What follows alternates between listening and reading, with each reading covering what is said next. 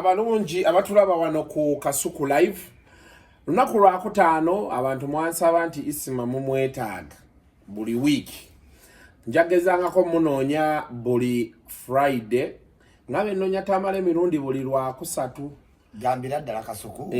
nti ku Kasuku Live Isima nkuwadde olwokutaano olwokutaano anti ngambye njagezangako kunoonya kuba oyinza okuba busy naye bokkiririza wano nti ku lwokutaano nga nkunoonya era kati nzikiriza ku Kasuku Live ku lwokutaano baganda bange banoonyenga ojja kubeerangawo ekikuleesa ano Kasuku Live ng'oggyeko okubeera nti abantu bakusaba nina angendera gye mbeera njagala kuba ng'oggyeko bano banna abalala bembeera nabo ng'oggyeko ebya politics Kasuku kati tuli mu analysis za post election implication impact but gwate kyojja nakyo ku mmeeza kumpi kyekimu ne kyatamale ye experience yes because comment lwakolebwa buli omu asobola okukola commentary but his experience yetwawula nti osobola okuba nga olina ebintu byosobola okuredatinga nabyo here there n'ebisigadde now Isima abakwita jjajja Isima jjajjaani omulala jjajja Ichuli King Kong ambirabo mu comments omwo ne ngamba okay now tugenda kutandikira ku motoka because there are two things wenyaga twogereko omusango mu kooti ne motoka nze nganze binkutte nnyo they've given me headache because one obeera oyagala nnyo okutegeera side y'abawagizi ba Bobi Wine ne side y'abatali bawagizi be oba okitegeera so ene motoka ejja wano okay so obeera oyagala otegeere side eya Bobi Wine n'abamuwagira ne side y'abatamuwagira kuba kati wano bemba nkuleese mbeera nkuleetanga Isima biri ebyobululu byaggwa tuli mu view na yes overview so Bobi Wine avayo ku Sunday ateekayo emmotoka ate time nga threatening okugjayo omusango n'agamba abantu bagisonda ne bagireeta tusooke tutandikira awo Kasuku 1 akalulu ekaggwa waba wankiza yate mu bantu era bw'otunulira abantu abeesimbawo abayina ddala mass following olina okufuna engeri gy'omasaginga ego y'abafaani just in case tobayisizza mu kyewabakola ki kyewabagamba this is what I think Bobi Wine is juggling between kubanga group ja leadinga yagiteekamu oba eri energetic etutte ebbanga ng'egenda esunguwali ya government kati block egezze ya obusungu bungi yes kakati addira energy yaabwe n'agimisigaidinga omanyi omuntu wobeera ng'oli angry wabawo omuntu ayinza okuexertinga pressure pa unit n'akuganga Kasuku sajja kola atya bw'ati n'alusudira n'alinyisa momentum you start to struggle kati go wenyini kati he has to juggle between nkoze ntya okumasajinga ego yaabwe ogissa ku kintu ekirala oba okusigaza abantu bano nga nkyabayina ntambula nabo so he just comes out n'agenda ne balooyayo balubongeya abamutegedde kati kuba balooya bagezi bakikwambaza ggwe okidelivaringe mu bantu kubaka now byonna bye bampromisinga biri ku stand still watunulamu nga conditions bamuwadde omumala omusibe ennaku 10 bamuseveni bagezi babala mulekereyo 5 taligamba nti tetwakola ki tetwamuta kakati n'agamba sigenda mu kooti ndowooza ngende mu kooti kirabika tugenda mu kooti tetugenda wangula naye ate preemptive ki messages abategeka preemptive tugenda mu kooti naye tetusuubira kuwangula naye ate we tutawangula tugenda kuba tuswaziza at least kooti safe tukiyita safe landing in politics kakati he goes n'aleeta ekintu ekiri fane ti emmotoka eri Amadi bagisonze naye awo atandise abantu obafunamu mixed reactions bennyini ba inner fans be kubanga was it appropriate okitegeera leadership comes at a surplus cost. Balida bagaba batambuza bulletproof. That's understandable. Wofune motoka nga ye. However, what is the implication at a time? Kubange motoka otugamba ya bay yasondebwa abantu mu diaspora. Emotoka yandize mu kalulu omubadde tiya gas atezze kakoze ki? Is it a present to thank you? Andi bayinza okubanga be bagisonda sente zaalabika ne bagigula process yo gikiriyalinga byonna bituusa akalulu kakoze ki? Kawedde. So nze situnudde mu ezo process. Nze ntunudde nti yene yagiprocuring oba yagisonda. Must have looked far. Nche motoka tujimugulira mukana kaseera akazigizigi weyandikoledde nga gundu wezajjidde bulletproof byabadde akola ki byadayambala senga yalaba nti tejja kutuuka okusinziira ku misolo bandibadde bakyusizaawo ne bagamba tulina abantu mu kkomera let's set a fund okubayamba abantu abafiiriddwa okutandikawo Bobi Wine Foundation because at the moment I know keeping up 3 million from now to next 4 years nga bali intact wano wera Dr. Besigye ki respect echi time esinga obuzibu kasuku si eyogenda mu kalulu okamalanga bakakuwangudde no maintaining mpaka kalala mpaka kaddaka akulaga nti no you were a man beyond average obojja kisobola so he comes out n'agamba mbu omusango ngujjeeyo the moment wa releasing echi emotoka kati fa babala tutegeera nti yali amaze obbajja ku kiri abazze ku ki kuchino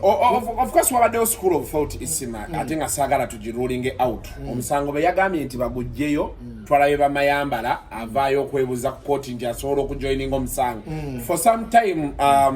engambo zibadde zitambula nti bana abamu abagenda mu kooti bagenda ku legitimizinga William 7 of course in African government omusajja ategeka akalulu the moment wamala kano gwe opponent we ojanga awabulayo omwaka guki kati Museveni bagezi bateekamu bakatumba senga abataano mwegatta n'ogamba mbu tebyali bituufu n'obaawo katumba yagamba nti bwanika yabedi ki bwanika kati ali mu parliament ekitegeeza yali anoonya kifo yabedi bwanika yagenda n'agamba nti ku lwa Besigye nti nze bampangula feyale boddamu emboozi zayogera up to bamulonze tezikulaga nti oyo omuntu omwe yaso yalinga affidavit nti Museveni yawangula feyale do you get it so the problem is positioning yourself to parliament ensi terimu mirimu giweesa kitiibwa kati okujjawo ng'ofunye akagambo honorable kati anti kati the school of thought was yes one bateekamu abantu baabwe mu kalulu ekyo kati if indeed mayambala bamuwa request gyasaba oba bamuddamu ne balaga nti kisoboka you can take over the case kuba nawulidde baga nti omusango ng'ogwo gubeera tegukyali gwa Bobi yekka gubeera gwa public naye candidate azze olina otutegeera nti abazungu oteekawo obote bayagala kwemba baali baagala kwembala singa obote nti a man of a culture of a doctor you have been replaced by a P2 an illiterate kati ne bano bagezi aba government mu bantu bonna lwaki simmawo lwaki saani yafunye ku namba ezikola kisi muntu si tumukunde baleta mayambala yasembe to comedize mayambala Bobi Wine case bagifudde ey'ekisaabu tinayagala olipulesinga omusango teyaweza wadde 0% kati yo government ekutayawo pikita nti bano already bali muki mukale naye kati members of the school of thought nti kati wano Bobi Wine abeera tabakubye kuba ye mayambala batamugrantinga kutekinga over the case William 7 ebeera teri legitimized mu court nga many people would want it to be kati yabeera akigalidde ebweru obukitegeera kati bali bonna kati bano kyakivoolaba abantu asinga bavuddeyo kugamba nti aba NRM ate bo banyiize tebasanyuse ng'omusajja ajjayo omusango anti abenalemu ekibasanyusa tebasanyuse nti bandibadde baagala tugende bagambe nti Museveni awangudde period ebikoze eki obeere nga tolina option ndala ne bano Bobi Wine oluvannyuma lutegeera nti affidavit 5 tezimalaako gujjeeyo mwembalasinge nti yalayira naye njagala kubuuza we baayiwaako Kenya ne bakaddamu oli n'atakeesimba mu Raila Odinga Uhuru tagimazeeko ena ajimaze African president bali ku ebyo mbuno simanyi wa shemudi naye tulaba a lot of pressure this time round etawadde nnyo mu bululu okay maybe fe twali tugoberera nnyo mu America ba discussing of course they are saying they are going to put sanctions on Uganda as a country but they are targeting individuals of course ne EU kyeyagambye twagala kuteeka sanctions kuba individuals kino tubalite tunakiraba nnyo okay nze bade sikimanyiiko kiyinza okuba kyali kibaddeyo but don't you think kati saawa eno bwolaba pressure eveera naddala external pressure ejja ku government yeno don't you think there is something being cooked around kasiko ino tegeera nakunyumizaako nti ba African leaders they came to a point to realize nti omuzungu ono tumutya ng'atutadde ku kintu kino kyolina okukola ki otambulirako what do they Museveni do collaborate with them yigali baliko come back toba na clear gundi nti oba oli socialist communist oboni kwata wano okwatewa ne wano kati ba president Museveni bagezi European Union as you clamp on nti wakozoti ngakolagana mu North Korea de China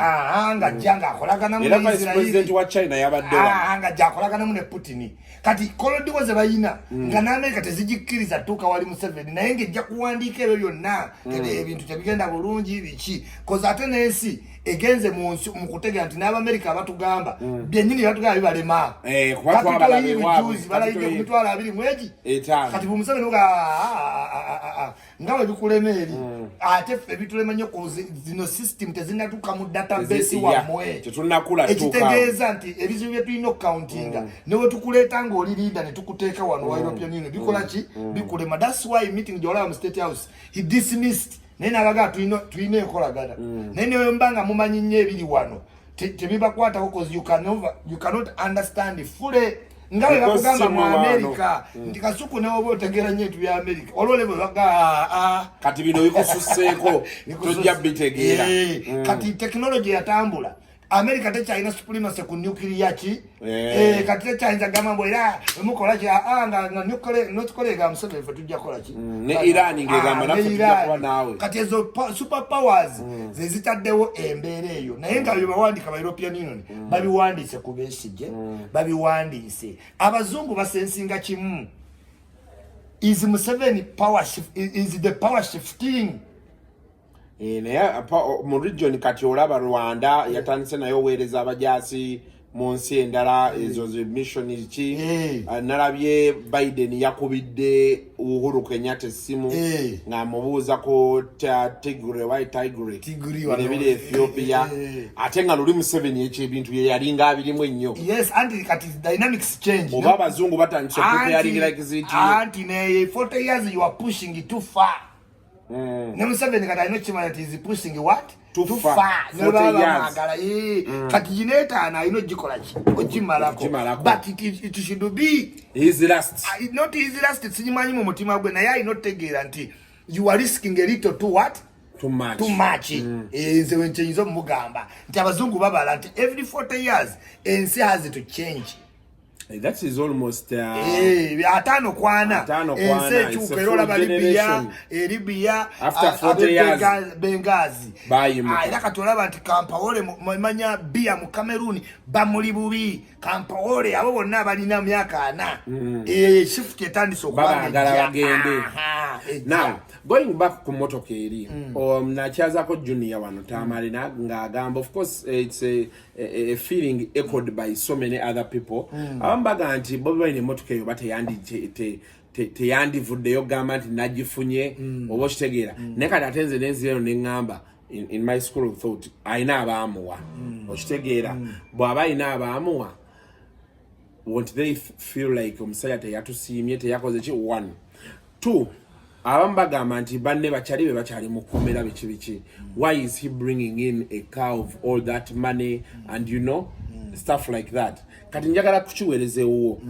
do you think he handled the issue of the car well and is caught between a hard place and a rock why abali mu kkomera babasibira cause era gye balimu gye yabateekamu however group jatambuliza mweno generation most of the campaign tebadde ku issue policies eri ku sensationalism ikwase Kyagulanyi Uganda empya Bobby Tasobya asinga kabaka amaanyi okitegedde because batambulira ku sensationalism all the time nobody awe ekintu ekimasajinga ki embeera mwe wakuumira now echa nupya lili bakimanyi okitegera kyali mukomera ne Eddie Mutwele bali abalala bonna they will you keep them under a sad face okitegera wairo NRM especially when there is nothing you can do about it kati ojeyo omusango gubongera sadness tebamanyi bya court ojem omaze bali mukomera ekitegezo oyinzo bakumira mu sadiki sadness ne bagwamu amaanyi ne bagamba musajja affe kati awo what do you do gambo between emotoka bagimpadde erimu ebyokulwanyisa zirete basegirinye ebuuka eyogera ekyo kitwalirize kakaki akabanga as you juggle for something what next kati ate musango nguzizayo mu public court kati public court tebagitegeera nga utategeera budget nga utategeera banking nga utategeera judiciary namugamba tomala gajjayo musango kati obatadde mu mbeera nga n'omusango tegunnavaayo kuba court esobola okulemesa okolaki okuva winodula ino protecting a legacy not as the first judge mu musango omunene okumala gakolaki kati request baguwandika buwandisi bayinzo jigana tu bayinzo terako segona nti ngabe bagament wetaga lead council affidavit ngeyo affidavit segona jagenda okukola mukosa mu maaso kuba ine bifo byayagala eri mu law development kati segona ayinza okutuuka nga affidavit aganyo gikolaki ojiso yalinga nenga mumubuza sikuna la nawe kola affidavit tujeyo muki omusango nenga yenga lead council china implication kigeno mutekako muki mu maaso jaji te wamulaba nga bamuleda benna Lufeenya yabakula ko limunaganeze bano kinacha bakolera mubakubye kubye nedde batwala ko kulinya yange tekujja genda konti na signing abantu abali botya people look at future oli alaba wala era wala basegona tolowoza anti musiru ogenda twala yo affidavit ya Bobi Wine ngataddeko ki yiye enero ya woza yita kimanyi yiye yayita gisaddeko anti yere bamugabide mu court nti olina okuteekako ne yiyo gireto gitekeko lwachi toyinza leta ya Bobi naddayo naye nina ekintu nadagezako nnyo omanyi nina ekintu kimwe ennaku zino njagala kuwala ebyobufuzi lwaki nti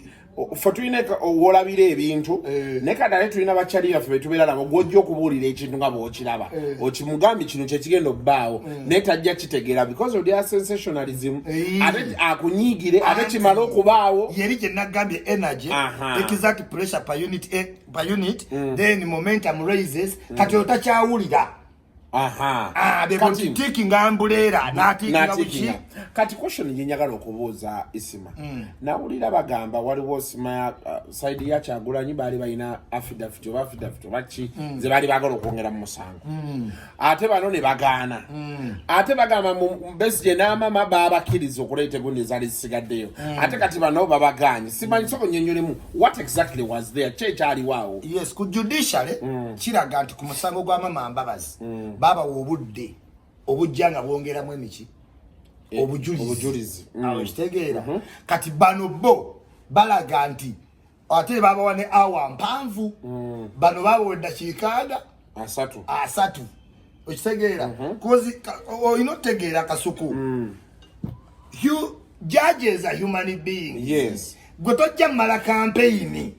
ngo black mailing kasuku ate omala otwalira ebintu byani kasuku ntimpisi zaawo nti kasuku kiri kitya kati oli gundi jaji oli corrupt oyinyine okitegeera ate ku last omanya bakubiyemwe motoka yali ku state house ate kati obimuleetedde okitegeera oloyo omu yangamba Isima bw'obanga okola live ngo attackinga baloya bani bonna butwala naye nkubulyanga senior lawyer ba principal judge abo obagendangako ki mpola bakukwatira n'embaale munne namukubya nakutumya nodda nojja naga mumpe okitegedde so ndati party bantu okitegeera accusation zo sawo zili understandable naye teziweyinga weight ku justice mu musango ogwo naye owinyidolo bibamwogedde kote esibituufu bituufu naye nga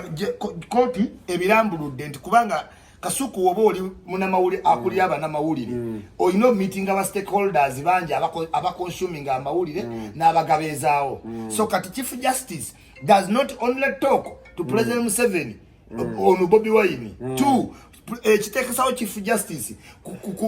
kusakira Chief Judiciary ebeerenga eri strong oba okubeera head of the third arm of government kuba oba olaba executive ina budget zaayo ne parliament nate judiciary ino gena mu parliament kati omusajja ayinza okwogera ku sente za judiciary ninga tali ku musango gwo yes ekyo kuba lawyer we yaliko lawyer we the 15 years that's a long time but does it take away the interest you want it, since you were the other person's lawyer how sure are we you want to influence this case in his favor kakati awanti we gambye nti human omutima ne kalya olikola ki webigira kuba waliwo lawyer wa Museveni wa Obote bamuyitanga Kokoliyoko Kokoliyoko yali mu musango gw'Obote ne Museveni nga lawyer wani mu 80 nga nasanga Museveni n'atwalayo omusango n'aguddukamu ogwa Kokolo n'agenda muki musiko weyadda ate mu musango mu maaso Museveni yasanga nga Kokolo judge okitegeera era Kokolo yasala against Museveni kati abantu ne bagamba nti the blood of Obote was still walking in mono omusajja Kokolo kati abo bagamba obujulizi obwazze bonna bulaga nti kweli Museveni gumusiize naye because yakola koko anyway I think that is human nature ntategedde bulungi Kokolo yali musango gwa Museveni n'Obote mu kinaana naye lawyer w'Obote Museveni n'agulekayo n'agenda mu nsiko after some time Museveni yakomawo nga ne Besigye nga Kokolo judge era Kokolo yasala against Museveni kati that is remained for to do what to keep as a country Owinyiddolo bwava mu musango ogwo because I thought tubali mu Supreme Court headed by the Chief Justice sicho I want to envisage a situation Owinyiddolo bava mu musango ogwo kati bali abakwata kwana nabe mawa agamba nti if out of 9 judges abasatu tobesiga wasigadde wo mukaaga okitegeera why don't you proceed with these 6 ku front line yes kuba kati Bobi Wine implication jimutaddewo o setting a precedent nenge jja kuba ne impact nene jokola ki jolaga ba judges a family era bayita land friends land friends Kasuku wogenda nga toli land friends baga Kasuku zine songa za land friends itegeza bakwatagana kati senga Owinyiddolo mu kitiibwa kyonna kyayagadde kyagobedde kwa buli mulamuza buli lawyer ayagala ofukako omuki omulamuzi senga yes tulane kibita noli Ezekiel ne bava mu musango ogwo what guarantee do you give to people nti abasatu bayinza replacinga bagenda sala in your favor because already you have embarrassed the Chief Justice oliye mukama waabwe okitegedde ne kati olinza ate kubaakulira kubeeka akusaya in your favor you must be having good calculations Kasuku two bwogamba bwotyo nti ono buli muntu yakolaganako ne Museveni aveewo Lubongeya Lewis Secretary General wa NUP yawaayo n'awaadi eyebaza governance obufuzi bwa Museveni yesimbawo ne mwenale mu East Africa ne bamukuba Lubongeya yesimbawo yesimbawo ayagala kwa East African Parliament ne bamukubira mu primary wali mu secretary katona agwe kuva ku ballot paper okitegeera kataji ajiike kajide mabega Besigye was a minister in Museveni's government Besigye was a political commissar kati Besigye opposition kati Bobi Wine are you trying to tell us nti Besigye naye tomwesiga yakola ne Museveni naye yagamba nti Besigye baali basajja be bani ba Museveni kati chovola banti bwobera n'obeera n'emikisa etya Kasuku ne wobeera n'emikisa gitya ne laaka ekintu novice tekisaa kuvaako nti nebeera novice newembanga njogera wano Kasuku naye nga sisomanga mawulire era lupoolo jjajjiraba zibaamu noga ekitegeera alikuulu naye wabulamu kibulamu kati Bobi Wine naye ataddewo embeera ate egenda omufuukira enzibu kuba kati mixed reaction teziri onulent yajjayo omusango kati ekyo kivuddewo kati abantu bali mu kwebuuza naye kati ye waba yafunye emmotoka tuddako ki kubanga olina omumanya nti tiya gaasi gwe bakuwaayidde emmotoka takuba gwe wekka ate emmotoka teyinza yingiramu bannuupu bonna kati ate kizuusa olimba tewali yagisonda emotoka tewali yagisonda ate kati yebuwa ogitegedde yavudde anyway IGG yawandiise n'agamba ayagala kuba kati bali mu anti kati balina ekintu kye bakola bwoba buli mwaka we mudeclaringa obugagga bwammwe kati IGG bangambye yamuwandiikidde tudeclare source baani abaamu emmotoka eyo emikono bagyagala oba sente bwe zajja kati awo wonna then emmotoka Faizo Khalid wagirabye yuwala ebyeyawandiise we Kenya second hand yes ebadde koli abadde agirina era ya 2018 yes kakati Kagame Kasuku nti era obo owulira speech y'emmotoka olw'okuba wa sensationalism yagattamu n'ebyemmeri nti emmotoka yagiddeko ki ku mmeri ne bakuba ki engalo omuntu yali ayagala obwa president nowereducinga ku kucelebrating emmotoka teri muntu ajja kuwa private jet but is an amadika my friend amadika ogimanyi anti naye n'amadika katulinawo question kubanga okuleeta wano amadika olina obuulira minister of internal affairs why are you having the car sireti ki from who nti because kati kye nali ntunuulira nange nti Bobi Wine baleeta amadika it is a strong message to people out there nti my life is in danger from who why are you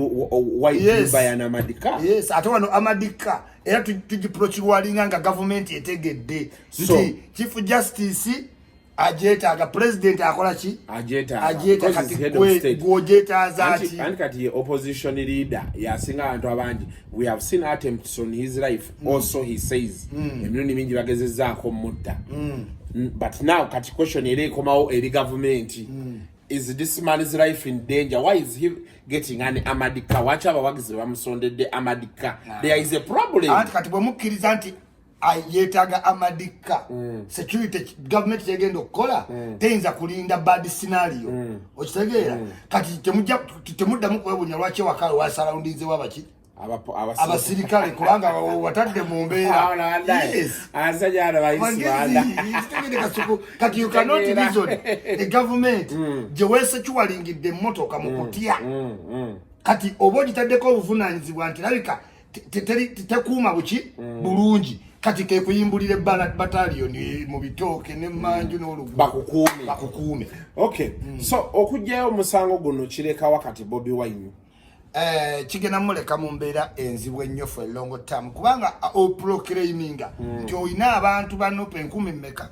milioni 3 13 mu kkomera 13 epozi bafulumya lists bawere 3 bwagamba nti yabayina okay naye nga tatambulangako ggwanga kuba yamalolonda kati okutte judiciary ogibulakameyirinze abali banno bali muki mukomera nagaye bano balandi friends sajja kubako limunagala be bano abaagala tuli enguzi kitalya okitegedde that's when abantu basteranyazi batandisa omulabamu element yaki selfishness selfishness right now toke ina kuba Besigye omulaba tewabangayo muntu wa media avayo nti Besigye mubanja ng'akalulu kawedde ne Museveni baba mubanja naye Besigye tebakola ki Besigye ayine sente ayine ennyumba erukunjiri esinga obunene erimu ebisenge 100 gimuwezi yeyaŋŋambe ye neddako but Besigye have you seen him simanyi toza Besigye talina landi kuluza tazina Besigye alina ne polote kololo omubeera sister we nti naatunga bugoyi ennyumba nambe kololo bamukwata nti atunga buki bugoyi kakati Besigye abeera mu huudu eyo to relate with the people also atukubagamba nti people's government oba mu revolution tuli kyekimu naye ssebo abaana mu America bazide ku lyato ekitegeera temulina mu life guard eryamwe baali guardinga ndowooza abantu bali mu kukaaba gwogamba mbu okimanyi nti no there is a way Bobi Wine is helping Museveni how Museveni bw'amaze otwala akaluka mu nkwawa akanywezezza okitegedde Asadu nga Musereko yagamba Asadu ebitundu byonna bikoze ki abyezizza kakati athreateninga buli ayogera nga bakwatayo nga bakuba kuki ku drone kati mwina ne slogan bwolaba drone kola ki duka kati Bobi Wine nga legitimizinga nti bakakwata abantu bange 10 mmeka 3 Kasukuba is subconscious mind. Do you think ali mu nyumba ngo mugamba nti bakutte abantu 13 ayinza ofuluma for demonstration? Ochitegede is still fear and your opponent legitimize it. Kati population way a slogan eri mu Kampala bola ba drone kolachi duka kati wembanga nze mu 7 nyinzo kwa drone abiri neziyite mu ita mu bantu ate ngo bagamba mwate naze mu public court na ye kintu cha njato kujja ku public court na njala sokera ku cha drone ebine mintu byola abanobera ngo tudda ona efana nyo no bamututte are we at that level? I think that bad inti bana abana kwa bobe kwasa November riots na November riots base coordinating abantu bamekabo bebatuwala buli kiseera bebatuwala tebatwaide mu abantu bafata ina bebamanyi government of Africa bazikola bubi bawe kintu kinene nnyo presidency ate tulina problem nti winner takes all kakati ya parliament waliye debate nti omuntu wavuganya nabanga number 2 atikale ntori bafuka number 2 afukirewo deputy president nekati Museveni preferring overkill president yaliwa second walking around with these many color coats karaoke president obutwaita overkill salad kumere otegera kakati deputy president yalinga Ruto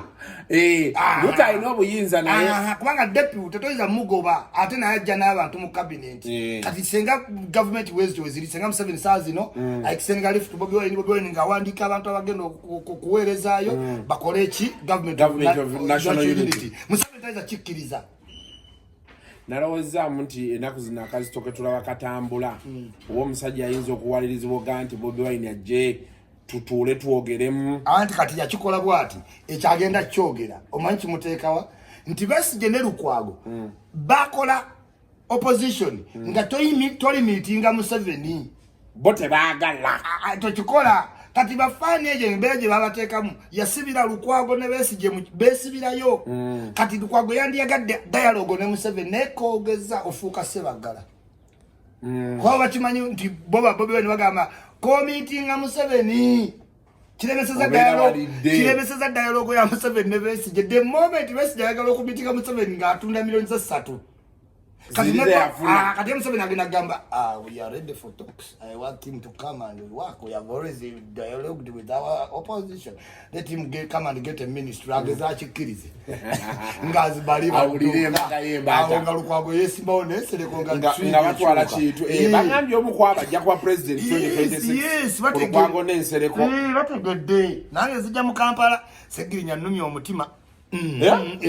tena njogerera gundi nampayo mtwala 5 njogerera gundi Segirinya kalikaina 5 kwa zako kansa kanga isina olotandika dio kunjogerera kati ola insult zempitamu kangeze mu Kampala okay they were could drone zizi how long are this going to happen zikenda bawo cause politics aletankiza yate ono ali mu government yakugamba nti bano bakuliyetinze threat kuki kumbeera sagala wochi buzibu buno of which talk abaddewo nti balina plan tiwe bigenda obubi abaana petrol station nezi transformer plan yo yakola ki yaliwo naye nga womanyi nga muli amacha mu mbozi mwogera wuki bogezi leto manyi ani bolinanye tomanyi goyogera naye kati bebano bebayola ayimirira mu katale n'agamba Museveni gasiya nenga African government ozetekanga kebyo President King wa Lebanon yavuga ubbe ekiro kuulya bamwogerako yes ekirabera mu uba oyinzo sanka bakanga atambula ne Museveni kyobola bagamba nti siroganga okitegedde kati leaders batambula ne bawulira katantu babataddemu embozi ezitabakwatako omusajja najja natandika okwogera nnyo nga banavuga ba comedy obadoza nyaki kali eyo nebyoyogerako kale formal obitegeera but the deeper concerns ozogezemu teziweyinga ki mwana wa comedy olinga atadde ekifaananyi nejambia kati intelligence bamutwala serious okutte jambia empya ogitadde ku mutwe okitegedde intelligence picks you up immediately ezo bayita nti drone era ekyo government zonna na America zikikola immediately bakukima ne bakugaba security service FBI simanyi bamaaso nga tobalabangako nga tebalina muleya yingira because government efuna intelligence everywhere so yenyini yabataddemu amziwe ate n'abalekerera n'avuga eryato n'emmotoka empya naye nga nze njagala kuteesa nti okwata abantu yes okay they may have their intelligence and what but I'm of the view nti singa abantu bano baba babakwata mu broad daylight ne babasosa ku poliisi kugamba abantu babwe ne bamanya bwe bali nti bamukutte ali ku poliisi n'ava ku poliisi CMI yemuyina kati abantu ne bamanya nti poliisi etugambye ali mu CMI bwe tuba twagala omunyoonya tulina ogenda tusabe CMI olukusa bamutulage ne kati eno ate ntwala gye batwalamu abantu tomanya ani yamututte tomanya wawaali kasuku waliwo ne kino olina otegeera ne government nti tuyina media abantu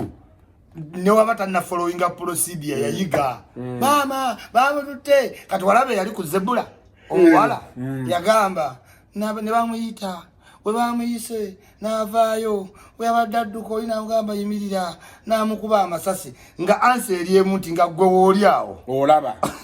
okitegedde we have a way of telling stories ife mu Africa kasuko nyinza okunyonyola emboozi nolowooza yonna nabadde onenge ebintu byenkunyonyola birimu ebifo byaki byanjawulo ate nga nawe bagikunyumiriza kakati omuntu olufuna nti omuntu yamisinze wowe bamutwala yes sikkiriza kyatwala baki bantu nenja kugamba since time immemorial akalulu we kabaawo n'abantu ng'oyogera ebintu byotalinako mitwe nabaki namagulu kasuku bazengera security forces zikola ki zikutwala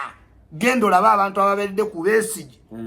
okiwulira kuba ye government ngezi gwa leading nga Bobi Wine tekwata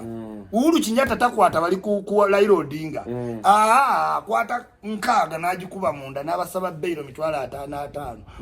Uhuru n'obayambako n'oddamu enkya kyekyalemya Besigye okweyongerayo mu demonstration n'amanya Kenzo sensationalism simanyi mu nkime ku kisaawe simanyi yafirwa milioni 6 exactly abantu aba bali ku kisaawe n'okukwata n'ekine boda obajjayo mugambe nti woddanga mukudda ku airport yita abantu tayinza kikkiriza mwajja mukama yategeera government tosamaliza ajja mukama mpola naayita omugwako ng'ali ku impala wazeddi nti mwana wa kintu nakomawo nayingidde kinaba nga saalabye mizira takyayagala bamulya milioni 6 eyokubata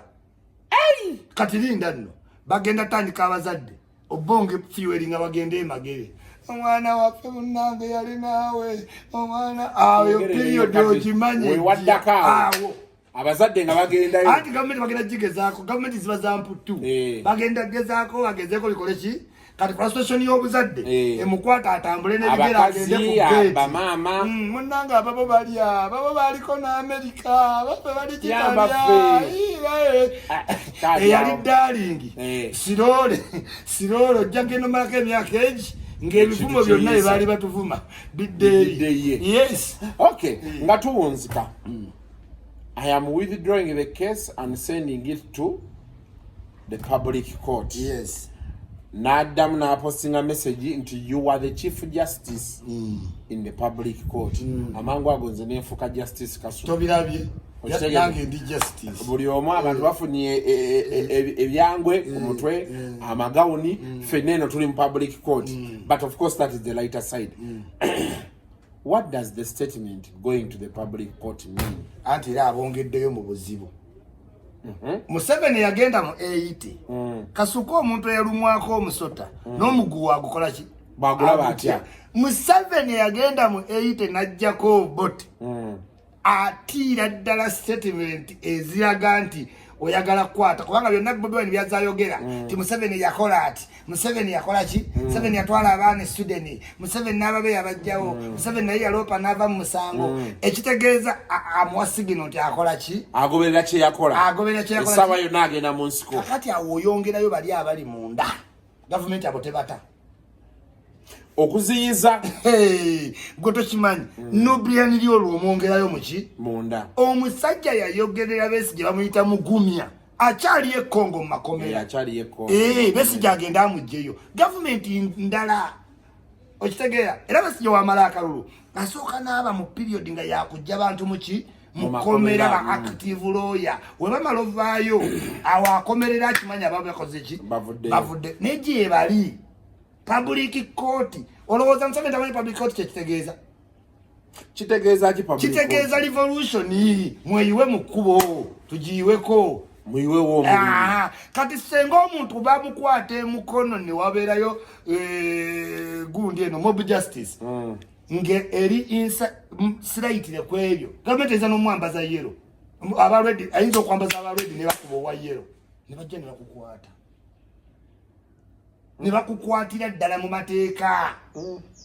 yes kati ye kyagezako ne Besigye yakigezaako dda naye kikiremesa okimanyi bintu bibiri social class per capita income then ne multiple food zetulina mu regions ne tribes tetwogera lulimi lumu nga basudani nti bawalabu tetudipendinga ku mugaati nti we bagwongeza owekisola yekyange oli ali ku busera ona ali ku lumonde okitegeera then per capita income yaba social class aba abantu bemulaba ku nguudo ne babeera Egypt week abagagga baba balina sente eziproviding emigaati n'ekyayi ekiro buli kiseera bagendewo abaliyo because per capita income mu Libya yali $9,000 okitegedde omuntu ayinza okukwatako sente abantu balemeraawo ng'emigaati gijja ekiro naye kati wano per capita income ali $500 nga mugagga ki ate abagagga balina government kati abantu teza bateka ku street week bali eki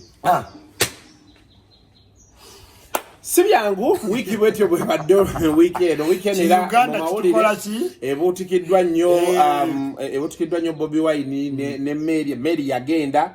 tekomangawo poza mawulire amalala gade weekend walabye ku story ya Sekawumalu okusaba edduwe mama kasuku gwe nyini you are to blame for mwami Umaru o promoting abantu out of nursing you know for service you want to related simanyi na tete publicity nate even publicity na tete walagawa no tuletera dumba okuve Canada ozoleta dumba yalagawa ate obuzanze dumba yakoli mas Stewart Livaro pa account ye ne bajijjayo YouTube sijja kwewunyonyo Sekawumalu okulimbira mu Qur'ani kibi naye kyakikola yes kubanga bebyo byonna byakulimbira mu Qur'ani busimanyi jangu kuteekewo gondi biki mubafudde sensation ne badde dini ne bagizanyiramu n'agenda mu bbala mu kanzu najjayo sente ze yasabye mbu mudduwa mbwazigabe kati sewuunya ate kati asabyemu esaale enfu sirishiwo oba kyakusigala omanyi buli muntu olina osigala ne huuku nga bakigenderere naye nga katwala omukisa guno okwebaza Kasukuti happy birthday banzija ku mikutu sayasode mu postinga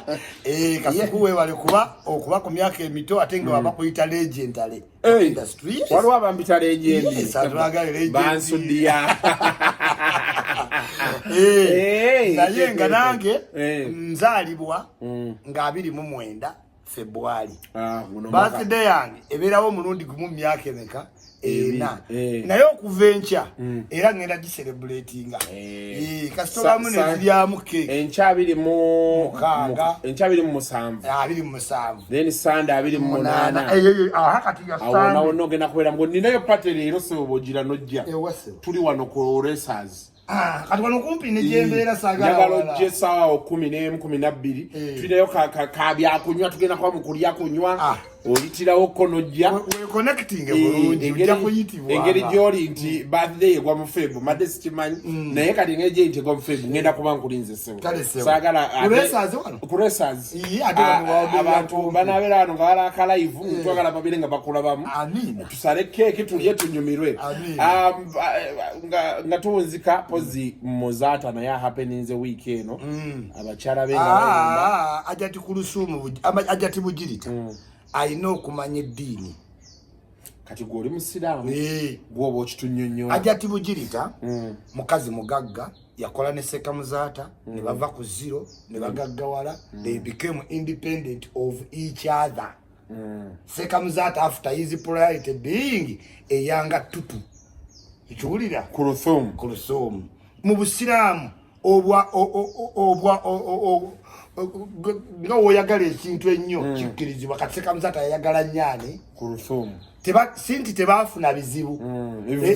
babifuna given the fact that Kulthum yali mwana muto nnyo kuseeka Muzaata omuwala omuto ku muntu omukulu akola ekyejo leero nnobye leero ngenze wa maama wonoŋŋaana ng'omulala nkwana naye teyamuvaako kko yalina omwana w'omuto wewaba ng'Ajati Bugirita tabeera mu nnyumba ya Sekamuzaata buli mwana wa Sekamuzaata ajja ayagala okubeerawo naye nga Kulthum ye mukazi alina okubeera mu maka Seka gwe yalekamu kyekyo era Kulthum gwe bazizze waka naye yamuzizaayo ngani nga minisita w'ebyagundi naye leero bagenze watone jeno omusango gwadde gwaggulu gwa leero gwabadde jo baatudde leero kakungulu ndowooza bagenda mulaba gugenda kuba solved amicably kubanga oli Seeka wa kitiibwa tetwagala nnyo bintu byeyongereyo nezeewo ku muntu eyali ow'amaanyi naye nga ne African culture kiina okukendeera omuntu n'afa leero mu nnaku 5 era bayombera bintu okuba muganda wange tekikutegeezaako nti olina siya ku bintu ki era tekikuwa abaana balina right. Ajati Bugirita omwana we ye yasise omusika tannagaanako baana waki obula ab'eŋŋanda era simanyi wali wagenda wali wakola Kulthum teyamanyako nti Seeka agenda kufa Kulthum alayika okuba embeera gye yagenderamu omanyi oluusi abakyala abo balaba babeera ewaka ne bayisa bubi abantu kati tayimu ng'eno bwejja mbali ekibaluma kimu Kulthum Seeka yamuweerera asomye omulimu n'amufunira jjukira olutalo lwabwe ne Jennifer era mu kesisi gyali bafiiringa nti ayina n'okuyina okitegeera so teyandiyombedde kino naye